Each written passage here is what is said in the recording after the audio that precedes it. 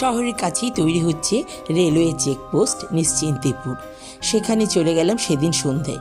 ভালোই লাগলো, একটু ছোটোখাটো আউটিং, বোনেরা মিলে সবাই খুব এনজয় করলাম ওই জায়গাটাকে দেখে। সত্যি নিজের খুব গর্ববোধ লাগলো যে আমাদের শহর কত বড় হচ্ছে, কত ইন্টারন্যাশনাল চেকপোস্ট, এয়ারপোর্ট এগুলি হচ্ছে। তারপর চলে এলাম একটু চা খেতে। জানেন তো, কোনোখানে গেলে ঠিক টাইমলি যদি একটু চা পাওয়া যায়, মনে হয় মাংস বিরিয়ানি কিংবা অনেক কিছু বড় বড় খাওয়ারও তার কাছে হার মানায়।